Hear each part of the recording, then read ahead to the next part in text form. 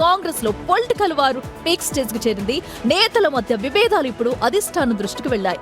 MLA Megha Reddy PCC, AICC పెద్దలకు ఫిర్యాదు చేయడంతో హైకమాండ్ అలర్ట్ అయింది. మరోవైపు క్రమశిక్షణ కమిటీ నుంచి నోటీసులు రావడం పార్టీలో చర్చకు దారితీసింది. 3 రోజుల్లో వివరణ ఇవ్వాలని ఆదేశాలు రావడంతో చిన్నారెడ్డి వైపే అందరి చూపు ఉంది. ఇప్పటి వరకు ఆయన మౌనంగానే ఉండడం ఆసక్తి రేపుతుంది. ఢిల్లీ పెద్దలను కలిసి హైదరాబాద్ చేరుకున్నారు ఎమ్మెల్యే మేఘారెడ్డి. ఈ వ్యవహారంపై అధిష్టానం ఎలాంటి నిర్ణయం తీసుకుంటుందన్నది ఇప్పుడు హాట్ టాపిక్ గా మారింది.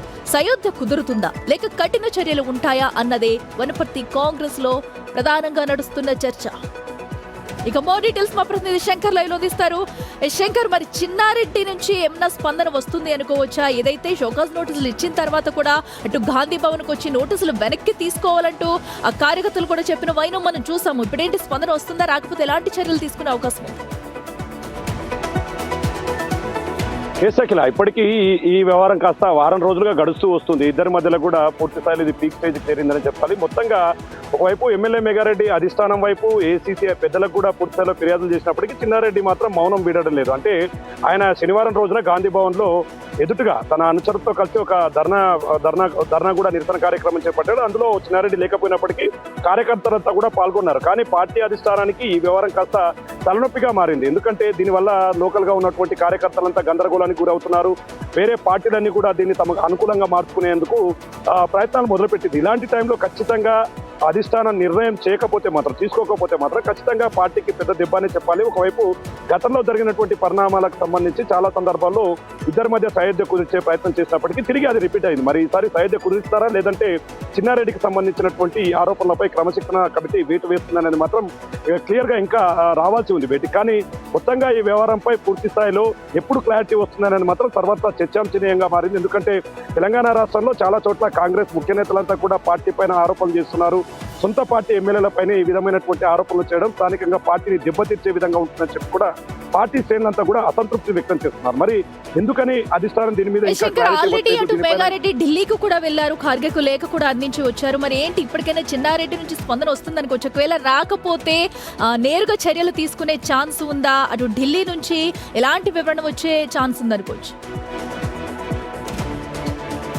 ఇప్పటికే మెగారెడ్డి ఏసీసీ మల్లికార్జున ఖర్గేను కూడా కలిసాడు, అక్కడ ఫిర్యాదు ఇచ్చాడు. కానీ ఆయన ఒకటే చెప్తున్నాడు, ఏంటంటే ఫిర్యాదు ఇవ్వడం వరకు నా బాధ్యత. క్రమశిక్షణ కమిటీ కావచ్చు, ఏసీసీ పెద్దలు కూడా ఏ విధమైనటువంటి నిర్ణయం తీసుకుంటారనేది వాళ్ళకే వదిలేస్తున్నాను. కానీ ఇది ఇంతటితో ఆగాలి, లేదంటే రాబోయే రోజుల్లో చాలా ఇబ్బందులు ఎదురవుతాయి. చిన్నారెడ్డి ఏం చెప్తున్నాడు, తన కార్యకర్తలను ఇబ్బంది పెడుతున్నారు, సీనియర్ లీడర్లను తను పట్టించుకోవట్లేదంటూ ఎమ్మెల్యే మెగారెడ్డిపై చేస్తున్నటువంటి ఆరోపణలతో మెగారెడ్డి కూడా దీని మీద క్లారిటీ ఇస్తున్నాడు.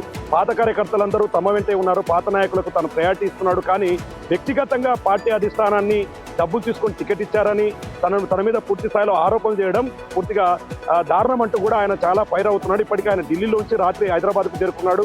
ఇప్పటికీ మెగారెడ్డికి సంబంధించి ఈ వ్యవహారం జరుగుతుండడంతో చిన్నారెడ్డి మాత్రం దీని మీద మరో 2-3 రోజుల్లో ప్రెస్ మీట్ పెడతాను, ఖచ్చితంగా దీని మీద క్లారిటీ ఇస్తాను, అసలు ఏం జరిగిందో చెప్తానని కూడా చాలా చెప్తూ వచ్చాడు. మరి ఎందుకు చిన్నారెడ్డి నోరు మీద కూడా లేదు? ఓన్లీ చిన్నారెడ్డికి సంబంధించినటువంటి వర్గీయులే ఎందుకు గాంధీ భవన్ దగ్గరికి వెళ్తున్నారు? వారు మాత్రమే ఎందుకు దీనిపైన నిరసనలు చేస్తున్నారు? నిజంగా ఏదైనా చెప్పాల్సి ఉంటే చిన్నారెడ్డి డైరెక్ట్ గా రావాలి, చిన్నారెడ్డి తన మనసులో ఉన్నటువంటి మాటలు చెప్పాలి. చిన్నారెడ్డి ఇంకో విషయాన్ని కూడా చెప్తున్నాడు. 1978లో నేను కాంగ్రెస్ పార్టీలో చేరాను, అప్పటి నుంచి ఇప్పటి వరకు కాంగ్రెస్ పార్టీ పెద్దలను ఎప్పుడు కూడా నేను నిందించలేదు. కానీ ఈ రోజు తనపై ఎందుకు ఈ విధమైనటువంటి చర్యలు తీసుకోవడానికి మెగారెడ్డి ముందుకు వెళ్తున్నాడో తనకు అర్థం కావడం లేదంటున్నాడు. కానీ స్థానికంగా ఉన్నటువంటి నేతలంతా వీళ్ళిద్దరి మీద అసంతృప్తిగా ఉన్నాడు. చిన్నారెడ్డి గతంలో మంత్రులు వచ్చినప్పుడు చాలా సందర్భాల్లో ఆయన నిరసనలు చేపట్టారు. ఆ టైంలో కూడా గందరగోళమైనటువంటి వాతావరణం. ఏదేమైనప్పటికీ ఒకవైపు అనిరుద్ధ్ రెడ్డి కావచ్చు, మరోవైపు మెగారెడ్డి కావచ్చు, చిన్నారెడ్డి, ఈ వ్యవహారాలంతా కూడా ఒక్కసారిగా కాంగ్రెస్ పార్టీకి తలనొప్పిగా మారాయి.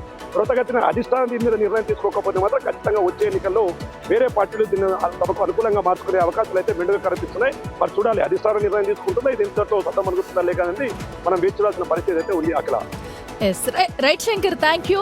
చూద్దాం ఇప్పుడు మరి ఈ చిన్నారెడ్డి మేఘారెడ్డి ఇష్యూ మధ్య అధిష్టానం సయోధ్య కుదురుతుందా లేదనేది కూడా. అయితే ఒక పక్కన వనపర్తిలో ఇంకా మాత్రం ఈ వివాదం ఎక్కడ చల్లరట్లేదు. చిన్నారెడ్డి వివరణపై మేఘారెడ్డి అయితే ఇంకా అభ్యంతరం వ్యక్తం చేస్తున్నారు. 40 సంవత్సరాలుగా కాంగ్రెస్ జెండా మోస్తున్న అసలైన కార్యకర్తలు తనతోనే ఉన్నారని, చిన్నారెడ్డితో ఉన్న వాళ్ళంతా బీఆర్ఎస్ కార్యకర్తలేనని మేఘారెడ్డి ఆగ్రహం వ్యక్తం చేశారు. చిన్నారెడ్డి క్షమాపణ చెప్పాలంటున్న మేఘారెడ్డితో మా ప్రతినిధి శివ ఫేస్ టు ఫేస్. 2 రోజులుగా ఢిల్లీలో నమ్మకం వేశారు. నిన్న ఖర్గేని కలిశారు, మొన్న తర్వాత ఇతర పెద్దలు కూడా కలుస్తా అన్నారు. కానీ ఈరోజు 3 రోజుల సమయంలోనే ఆయనకి ఇచ్చిన సమయంలో క్రమశిక్షణ కమిటీకి ఆయన లేఖను సమర్పించారు. మిమ్మల్ని ఎక్కడ కూడా వ్యక్తిగతంగా ఆరోపణలు చేయలేదు అంటున్నారు. అవును, నేను కూడా ఆ లెటర్ ఇప్పుడే చూసిన. ఈరోజు గాంధీ భవన్కి వచ్చి క్రమశిక్షణ సంఘం ముందు లెటర్ ఇచ్చేసి ఎక్స్ప్లెనేషన్ ఇచ్చిపోయినట్లు నేను కూడా టీవీలలో చూసిన. ఆ లెటర్ కూడా నాకు వచ్చింది. దానిలో 2 విషయాలు ఆయన ప్రస్తావించిండు. ఒకటి, ఎమ్మెల్యేను వనపర్తి ఎమ్మెల్యే నేను ఎక్కడ వ్యక్తిగతంగా ప్రస్తావించలేదు. అట్లనే ఏఐసిసి నాకు దేవాలయం లాంటిది, పిసిసి అని చెప్పున్నాడు.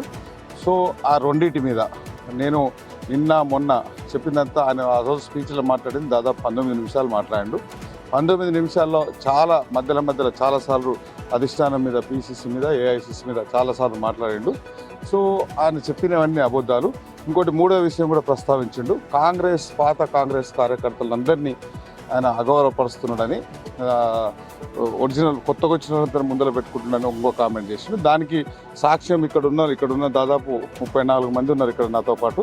ఈ 34 మందే ఒరిజినల్ కాంగ్రెస్. అందరూ మండల పార్టీ అధ్యక్షులు ఉన్నారు, 2 టౌన్ పార్టీ అధ్యక్షులు ఉన్నారు. వారితో పాటు సీనియర్ జిల్లా కార్యవర్గం, వైస్ ప్రెసిడెంట్లు కావచ్చు, సెక్రటరీలు కావచ్చు, మార్కెట్ చైర్మన్లు కావచ్చు, మున్సిపల్ చైర్మన్లు కావచ్చు, అందరు ఉన్నారు. ఇప్పటి వరకు మొత్తం పాత కాంగ్రెస్ ఆయన 40 ఏళ్ళు భుజాల మీద పెట్టుకొని మోసిన అంతా ఇక్కడే ఉన్నారు. ఆయన ఎంబడి ఎవరు ఉన్నారు? ఫస్ట్ బీఆర్ఎస్ వాళ్ళు ఉన్నారు. సో ఆయన ఎంబడి మొత్తం బీఆర్ఎస్ వాళ్ళని పెట్టుకొని ఆయన అబద్ధాలు చెప్తున్నాడు. అట్లనే ఎమ్మెల్యే గారి మీద, ఏఐసిసి మీద ఆయన మాట్లాడిన వీడియోలు ఉన్నాయి నా దగ్గర. ఒకసారి మీరు వినాల్సిందే, ఎందుకంటే ఆయన అబద్ధం చెప్పి మళ్ళీ అబద్ధం నేను అనలేదు అంటున్నాడు కాబట్టి.